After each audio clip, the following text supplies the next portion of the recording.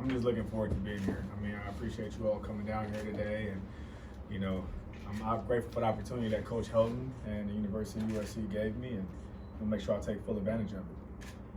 Donte, for you, what was the deciding factor that led you to coming here as opposed to just staying in Oregon? I know your family was part of it, but what played into that? My family was a big part of it, and just like I say, I mean, Oregon's a great place, right?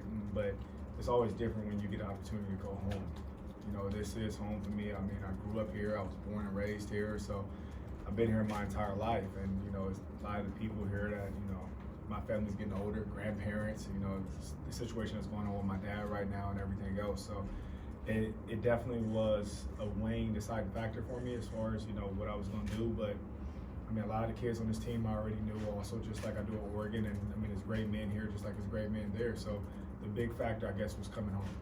What was that conversation like with Mario Cristobal when you told him you were leaving USC? Cristobal, actually it was a good conversation, but at the same time, he wanted to do everything possible to keep me there. And, it, like I said, it was a hard decision for me. It wasn't something like I just came to USC. It was Coach Helton, he talked to me quite often, and T.O., Todd Orlando, talked to me quite often, and even AD, Brandon, Bo, all of them, everybody talked to me. So it was a hard decision, but I feel I made the right one. Your hiring created a lot of buzz in recruiting circles. How do you think you can impact USC's recruiting? Greatly. But at the same time, they have a lot of great coaches here, and they've got a lot of great recruiters here. So that's not just, for me just to impact, just USC recruiting. We're going to impact it all together. We're going to do everything as a team, as a group effort. So it's not just me by myself. It's us. It's we. So I think together we'll be able to accomplish great things together. What is your recruiting focus? I know after you get hired, a lot of offers went out, a lot of five-star guys. What's the scope of what you're looking for, and how you're going to approach it? The best players that fit us. So whatever that may be. I mean, at the same time, like you can say a 5-star, 4-star, but if a 1-star, a guy who doesn't even have a star yet fits us, what we're looking for at that particular position, then we're going to offer that kid too. It doesn't matter if we're the first, it doesn't matter if we're the last, we're just going to out-recruit everyone else. What happened at USC last year? You were going head-to-head for a lot of kids and coming into Southern California. What happened here? To be honest, I don't know, because I wasn't here, so I can't really speak on the past. All I can speak on is what we're going to do in the future. And like I said, I didn't really come here to be liked, right? I came here to make sure that we're respected and we're feared. How much of your knowledge of Oregon, the way they recruit, and the presentation you make to recruits on behalf of Oregon, is that an advantage for you to know that, being at SC now, and because you're obviously grew up in Southern California, right. So there's a little bit of advantage there? No, I mean, like I said, Oregon's a great place, and I have nothing negative to say about Oregon. Right now, I'm just focused on what we're going to do here at USC. It's not what we're going to do here combats what they're do, or we're going to copy what they're do. I mean, we're going to be the trendsetters. We're USC. Like I say, the whole thing for us is making sure we take back the West. When you take back something that you rightfully own, you don't copy others. Like, you're the trendsetter. So we're going to be first. When you were growing up and playing, I think it was at Culver City High School. Yep. Did you have a favorite school yourself that you wish you could have played at, or were you? I mean, SC recruited me, but everybody that grows up in this area, growing up in Southern California, you want to be a Trojan. And at the same time, with some of these kids, they may have moved here when they was in elementary school, but at the same time, like, this is where you grew up, this is what you watch, this is what's on TV. And if you grew up here as a little kid, your grandparents, your parents, everyone wants you to see you be a Trojan. If you play football in high school here, you play football in Pop Warner, this is where you want to be. So we're going to make sure we do everything to make sure that comes possible. There's been some back and forth between you guys and Arizona State's coaches on Twitter. Yeah. What have you thought about their kind of claims, their proclamations and stuff like that? I love those guys, So, those are, I mean, not to say like this, those are the guys that I see myself in them. That's just 10 years ago. So, at the same time, old dog still has a few tricks up his sleeve. You've been successful recruiting everywhere you've been.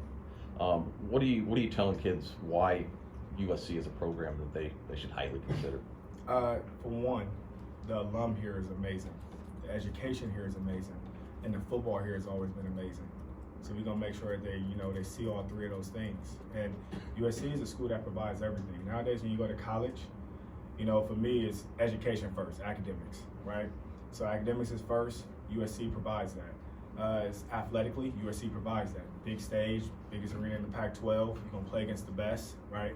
Even on our team, best type of guys. So iron sharpens iron. At the same time, USC also provides something socially. So you get to grow in all three aspects of your life. And I don't think there's no other school that can compete in that aspect. What was it about Clay that stood out to you in terms of someone to work for, or the direction this program was going? Just all head coaches. I would say, the biggest thing for me is just being open and honest. The one thing with Clay is you can tell how open and honest he is. And I knew quite a few guys on the staff here, and the guys that I know on staff here, to be honest, they were so happy being here, where it was almost like it made me really curious, and they loved working for Clay, and I could see why. Right? He allows you to do your job. He's not a micromanager. He allows you to do your job. At the same time, if you're not doing your job, he's able to step in where needed. And I love that about him, because my biggest thing is I'm always gonna make sure I do my job.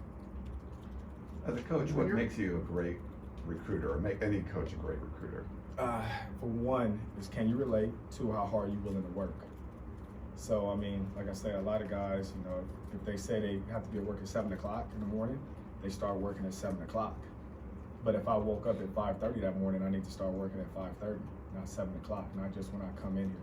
If I go to sleep at 2 a.m. in the morning at night, which majority of the time I do, I don't really sleep. So I go to sleep at 2 a.m. and it's a kid that I know wakes up on the East Coast at 5, then right before I go to sleep, I'm hitting him. So it's like, I think the biggest thing about being a recruiter, if you're up for 24 straight hours, you got to recruit for 24 straight hours, not for 23. That's how life is. If you want to be the best, you got to do everything to be the best. How many of the players in the secondary that played SC that are returning did you actively recruit when you were in Oregon, and how much of an advantage is that for you to reestablish a relationship with them now that you're here? I don't think it's hard to ever reestablish a relationship, because when you got big time guys, a lot of these players on this team are big time players. When you have big time players, they all know each other. So whether it was I was at Nebraska or Arizona or Oregon or anywhere else, either I recruited these guys in the past, or they know someone else that I coached, or they maybe be somebody's nephew that I coached in the past, even when I was a little bit younger. So the majority of all these guys that's on this team, somehow, some way, I crossed paths with. So it helps me. When you're out recruiting, are you finding there's a perception among some of the star local players in this footprint, they're looking to leave and maybe go east? How do you change that? Win football games. Is that really what it comes down to? Yep. Win, and just as much as possible, make sure you're able to connect with them. If you all of a sudden think that just because we're USC or just because this logo, someone's gonna come here, you're wrong. Like I said, we're gonna out recruit other people. And by doing that, it has to be a 24-hour type of job, 7 days a week, and you have to be willing to do that. And right now, we have a long season ahead of us, so we got to take one game at a time, but at the same time, while we're taking care of that business in that season, we still have to recruit every day. The administration talked when they came in about, adding more resources, redoubling their commitments to recruiting. Is that something, obviously you've only been here a couple months, but is that something you've noticed, even that there are the necessary resources to recruit in the way that you guys want? Yes, it is necessary resources, but at the same time, recruiting is just like everything else in life. Everybody's trying to keep up with the Joneses. So you could do everything possible to think you caught up with everybody today, but tomorrow it was 5 new schools that did something new and added to their budget. So it's a revolving door, it never stops. So just because you're willing to do everything to keep up with somebody today, next week it completely changes. You were in the middle of that USC Oregon game last year, and I know the USC kids, 2/3 of the way through the first half, thought things were going their way, and then all of a sudden, it's completely turned. How did you see that from the Oregon standpoint? How that game just went kaboom? That's football. Football is a game of momentum. So that's not just that particular game, that's all games. Like, it's momentum. Sometimes it takes a big hit, sometimes it takes a big interception, sometimes it takes a big touchdown. But football is a game of momentum, and when you get that momentum, you want to make sure you ride that wave. What stands out to you about Todd's defense? About Todd's attacking. You're definitely going to be aggressive. So that's one thing that definitely stands out to me. What were the conversations like with your family when you told them you were coming back? My family didn't know until it was announced. So, I mean, a lot of things like, like conversations with my mom and stuff like that, like she would talk to me about it, but I didn't want to tell her what was truly going on because I didn't want to stress her out, didn't want to bother her with her. And, my mom's always going to tell me to do everything that's best for me. So I didn't want to just, it wasn't a conversation until it happened. And then everybody in my family, friends, cousins, everybody was shocked. Going back to Todd's scheme, he's been great against the run, giving a lot of passing yards. What does it ask of the cornerbacks in the system? Everything. So we're multiple. So NFL type defense, we're going to be multiple, we're going to be attacking. And I mean, it's not really what his defense, as far as giving up, like whatever you say, passing yards, like that was the pass. So I don't know what happened in the past. I'm not really worried about that. I'm worried about what we're going to do here to get better every day. You guys had, I guess, 20 interceptions last year. I think USC had 9. What has to happen to get USC to where you guys were to get those kind of takeaways? The biggest thing is, what our offense is going to do, which I know they're going to do, is score points. Once you score points and you get teams behind, they take more chances with the ball. When they take chances, we got to make sure we capitalize on it, which we will do. Where do you think you've grown as a defensive back coach along your different styles? I think that every time you get a chance to kind of go to a new place, you're almost able to take a look back in the mirror and see what you did that was really good and see what you did that maybe you could adjust or change, or even something that maybe you did bad. So I think the biggest thing is every time I've, had the opportunity to maybe go somewhere else, or a new year starts, you're able to reflect on what you did good and what you did bad, and you're able to, correct those mistakes. In that sense, how would you describe your coaching style? Very, very, very energetic, demanding, not attacking, but at the same time, all I want is the best for my guys in all aspects. So I'm gonna be very, very fair, very open, very honest, but I'm gonna be all over the place. In talking to guys that have gone through the recruiting process, one thing they've always said about you is that you're one of the guys they trust. Is it just as simple as just being honest, or is there more involved into gaining trust of these kids?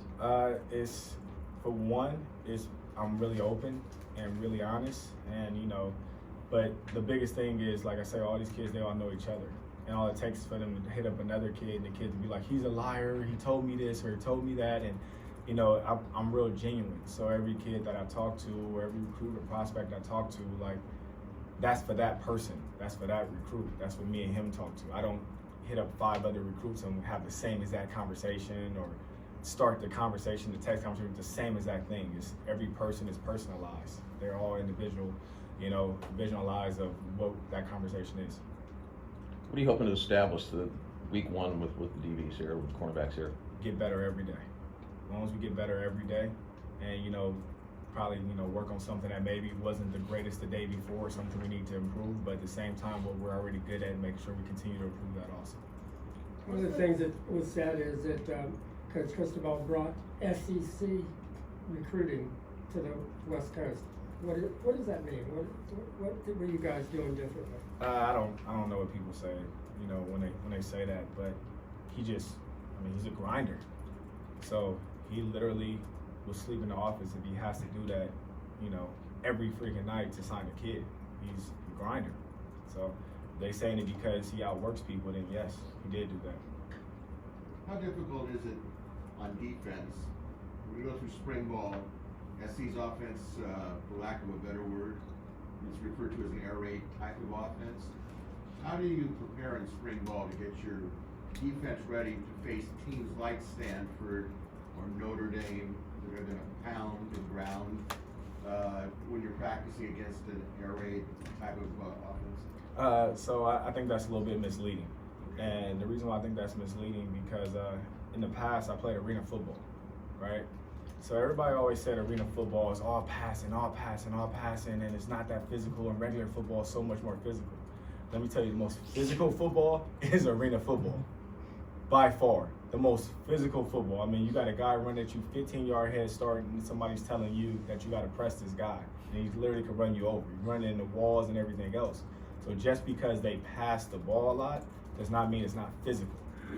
And that's the biggest thing. Football is it's a game of inches, but it's going to come down to the same thing. Hitting, blocking, tackling, that's what it comes down to.